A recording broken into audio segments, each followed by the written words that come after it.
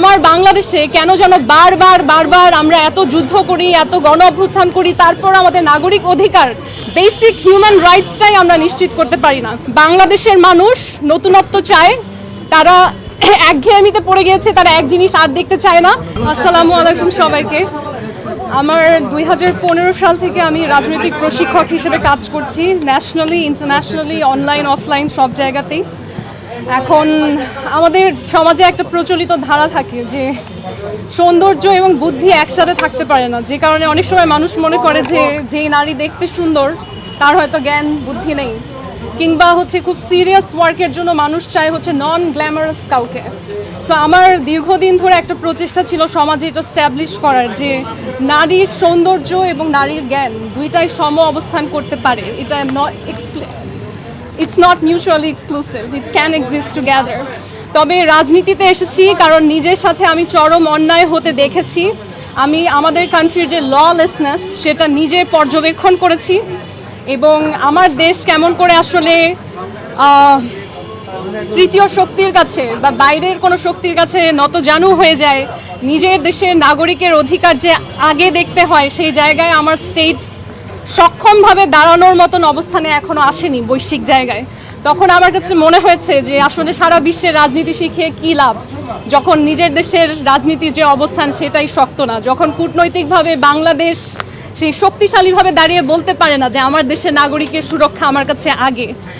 আমরা অন্য দেশে দেখি যে আপনার মহৎ কোনো ব্যক্তি বা বিশাল কোনো পুরস্কার জয়ী কিংবা শিল্পপতি কিংবা সরকারের কোনো লোক হবার পর আমার অধিকার নিশ্চিত হবে, এমন প্রয়োজন হয় না। সেখানের একজন সাধারণ নাগরিক পাবলিক ট্রান্সপোর্ট ব্যবহার করে, সাধারণভাবে পথে ঘাটে হেঁটে বেড়ায়, তাকে কেউ হুটহাট গুলি করে না, সে নিরাপদ থাকে, নারী হিসেবে তাকে কেউ হেনস্থা করে না, এটাই স্বাভাবিক।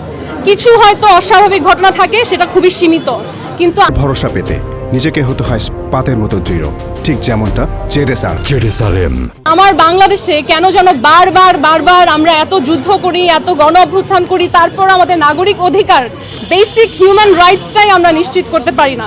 আমি রাজনীতিতে এসেছি কারণ নিজের জন্য ন্যায়ের কথা বলতে বলতে, প্রতিবাদ করতে করতে আমি বুঝতে পেরেছি শুধু আমার একার জন্য করলে হবে না। যখন আমার পুরো বাংলাদেশকে আমি এক করতে পারবো, আমরা সবাই মিলে ন্যায়ের জন্য লড়বো, তখনই আসলে আমার দেশ কূটনৈতিকভাবে শক্তিশালী হতে পারবে। ধন্যবাদ। খুব কম সময় কি বললেন?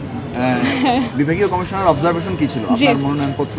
উনি বলেছেন মনোনয়নপত্র বৈধ, আলহামদুলিল্লাহ। আপনি একটু জানতে চাই যে আপনি খুব কম সময়ে আগে রাজনীতিতে ঢুকেছেন, আপনার সাথে অনেক চ্যালেঞ্জ, বিশেষ করে বড় বড় অনেক প্রার্থীরা আছেন, সবকিছু মিলে আপনি রাজনীতিতে আসলে এই চ্যালেঞ্জগুলোকে কিভাবে নেবেন আর কতদিন থাকবেন? আসলে রাজনীতিতে আমরা কেউ আসি যাই না, রাজনীতির মধ্যেই আমরা নিমজ্জিত থাকি। রাজনীতিবিদ হয়তো রাজনীতি নিয়ে বেশি কথা বলে, মেইন স্ট্রিমে এসে আপনাদের সামনে ক্যামেরার সামনে দুটো স্লোগান দেয়, কিন্তু আমার দেশের এবং পৃথিবীতে যত মানুষ আছেন প্রতিটি মানুষ রাজনীতির মধ্যেই অবস্থান করেন, সেটা আপনি কনসিয়াসলি হোক সাবকনসিয়াসলি হোক।